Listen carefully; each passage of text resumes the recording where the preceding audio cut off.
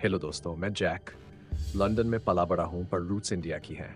तो अगर मेरी हिंदी थोड़ी टूटी लगे तो एडजस्ट कर लेना। आज मैं जो कहानी सुनाने वाला हूँ, बिलीव मी, ये सच में हुई थी।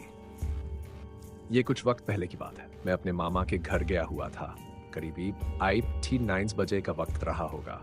बहुत दिनों बाद जाना हुआ था तो मिलने की खुशी में घर का माहौल बहुत हल्का फुल्का था। मामा के बेटे, कुछ और रिश्तेदार, सब मिलकर हंसी मजाक कर रहे थे। गांव में अक्सर रात का खाना जल्दी खा लिया जाता है तो खाना हो चुका था। और फिर वही गप्पे, मजाक, पुरानी यादें। ऐसे मौकों पर वक्त कैसे बीत जाता है पता ही नहीं चलता। लेकिन तभी मामा की बेटी अचानक हमारे बीच आई। चेहरे पर हल्की घबराहट और आवाज में कंपन था। कोई कोई रो रहा है घर के सामने। हम सब पल भर के लिए चुप हो गए। मामा के घर के सामने एक कच्ची सड़क है जो सीमेंट से बनी है और उसके उस पार एक पुराना घना बगीचा है। दिन के समय वो बगीचा आम इमली के बड़े बड़े पेड़ों से भरा ठंडी छांव वाला लगता है, मगर रात में वही पेड़ अंधेरे में साए जैसे दिखते हैं। पत्तों की सरसराहट और शाखाओं की अजीब सी परछाइयां जमीन पर डरावने आकार बनाती हैं। पहले पहले तो लगा शायद कोई घर से लड़ झगड़ कर रो रहा होगा। मामा के बेटे ने भी कहा, अरे कोई पागल या नशे में होगा। लेकिन मामा की बेटी की आंखों में जो डर था उसने हमें भी बेचैन कर दिया। हम सबने तय किया, छत से देखेंगे। धीरे धीरे दबे पांव सीढ़ियां चढ़े। गांव में ज्यादातर लोग जल्दी सो जाते हैं तो चारों तरफ सन्नाटा था। बस हल्की हवा और पेड़ों की आवाज। छत से नजर डाली तो कुछ नहीं दिखा। अंधेरा इतना घना था कि आंखें भी धोखा खा जाए। हम सब चुप रहे, सिर्फ सुनने की कोशिश कर रहे थे। और तभी वो आवाज फिर से आई। आम आम कुत्ते के रोने की आवाज, मगर उसमें कुछ था, दर्द दर्द, जैसे कोई पुकार रहा हो।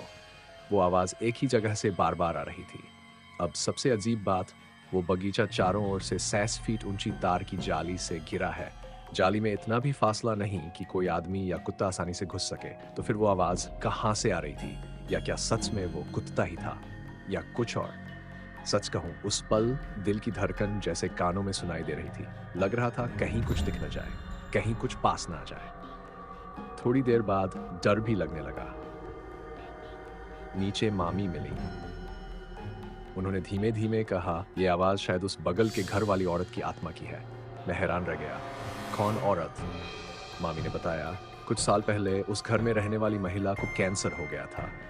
बहुत इलाज कराया पर वो नहीं बच पाई। भगवान इतनी दर्द किसी दुश्मन को भी न दे। उसकी अंतिम पूजा दान सब उसी बगीचे में की गई थी।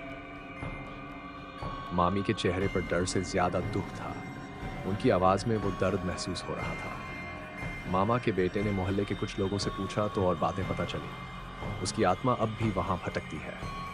कभी अपने बच्चों पर असर डालती है। रात को कभी कभी उसी बगीचे में बैठकर रोती है। और उसी घर में एक बूढ़ी औरत भी रहती है।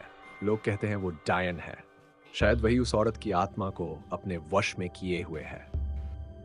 कुछ लोग तो यहाँ तक कहते हैं कि उसी डायन ने उसे शिकार बनाया था।